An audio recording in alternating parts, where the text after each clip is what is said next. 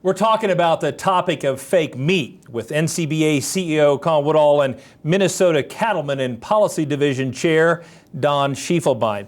Colin, what steps has NCBA taken on the issue of fake meat, and what was the response among lawmakers relative to those steps? Well, we have found that several members of Congress are very sympathetic to what we're trying to do here, and we utilize that sympathy to work very hard to make sure that there was a regulatory regime in place for the cell-grown product. When we initially passed our policy, we went back to Washington, D.C. and asked FDA, are you regulating the cell-grown product? And they said, no, go talk to USDA. We went and talked to USDA, and they said, well, you should talk to FDA. So we realized pretty quickly nothing was going on. So what we pushed for was to make sure that there was a regulatory structure in place, and we achieved that. Matter of fact, this went all the way to the White House and grabbed the attention of the president. So we do have a regulatory structure that's in place now that gives FDA the opportunity to determine whether or not this product can even come out into the marketplace. And if it does, then USDA will have the day-to-day inspection jurisdiction, just like they do in our plants. And we thought that that was very important. And why is it important for USDA to have that role relative to labeling versus FDA? Well, extremely important, because by having the final say on what that label says, we will prevent that from saying clean meat, which is something that a lot of these companies would love to see, but USDA is not going to allow that. So I think it's going to really help us make sure that the consumer knows exactly what it is they're getting.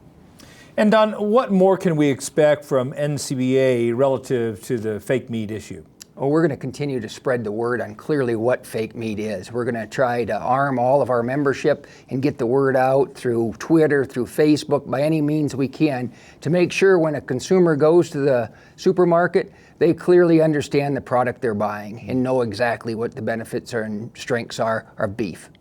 And what would you tell our viewers in terms of how producers can help? Well, you know, as you hear some of these issues, these are issues that are going to be really important to our long-term viability. You know, if you're a family farmer and you expect to pass this farm on, if we don't win this issue, it impacts all of us. So I think it's important that everybody do their part, and whether it's becoming involved in NCBA or becoming a member, you know, become a dues-paying member, so when the fight is going on in Washington, D.C., and it all takes money to run that deal, you're helping pave the future for your children and grandchildren. Absolutely. And, you know, I believe that frankly, this issue is a great example of an issue that I alone as a producer can't do anything about. We need an organization like NCBA to be representing our interest on this very threatening issue. But more importantly, it's about making sure that we as an association know what issues of importance are to producers. Good. Because again, we wouldn't be working on this if it wasn't for NCBA's members stepping up, identifying that threat and passing the policy, and then turning us loose to go fight for it. Gentlemen, thanks for coming today. Thank you for your leadership.